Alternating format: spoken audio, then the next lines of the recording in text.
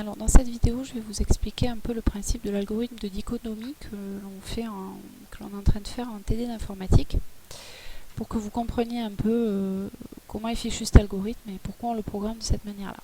Donc je vous rappelle le problème. On a une fonction qui est continue sur un intervalle AB. Alors sur mon dessin, je l'ai faite croissante pour simplifier. Ça marche aussi si elle est décroissante. On est quand même sur un intervalle où elle est strictement monotone et où l'équation f de x égale 0 a une unique solution qui est ici alpha. Et le problème, c'est que alpha, on ne peut pas le trouver par un moyen mathématique exact. Donc on essaie de lui trouver une valeur approchée avec une précision que l'on se donne à l'avance. Donc le but, c'est d'approcher alpha. Alors voilà comment on fait.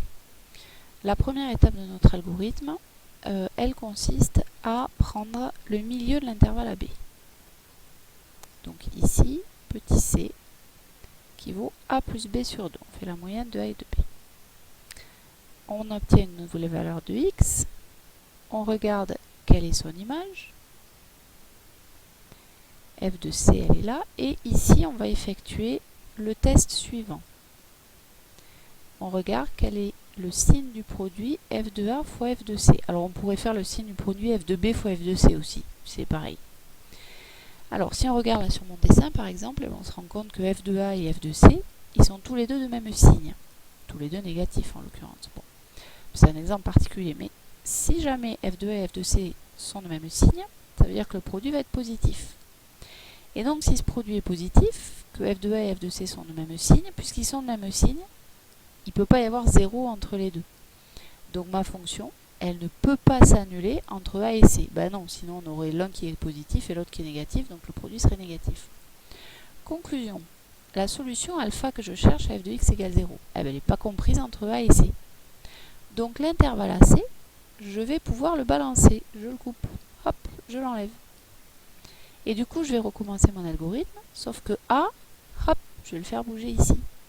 C'est-à-dire que A va prendre la valeur de C.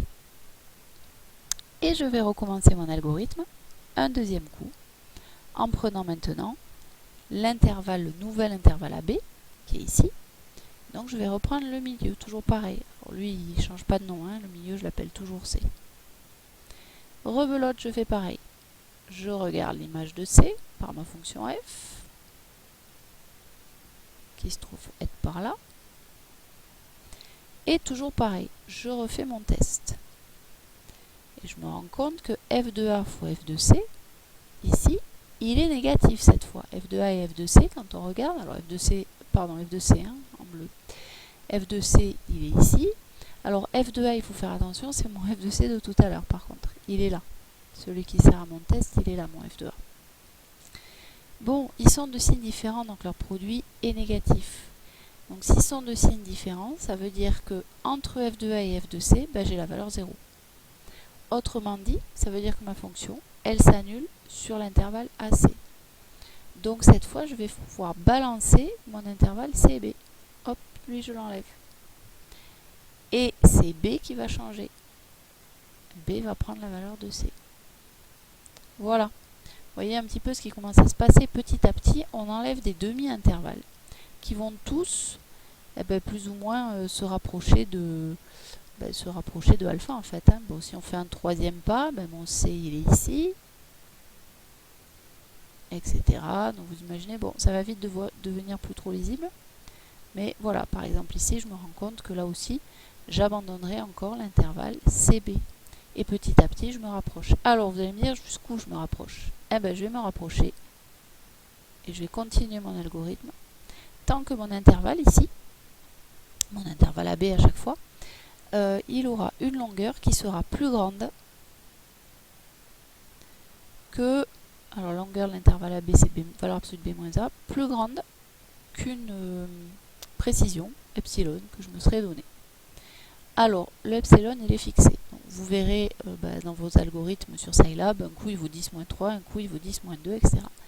Et à ce moment-là, quand l'algorithme va se terminer, eh bien, la distance entre A et B va être plus petite que la précision epsilon que je me serais donnée. Et donc j'obtiendrai bien une valeur approchée de alpha à epsilon près, donc avec la précision que je me serais fixée. Voilà pour le principe de l'algorithme de dichotomie.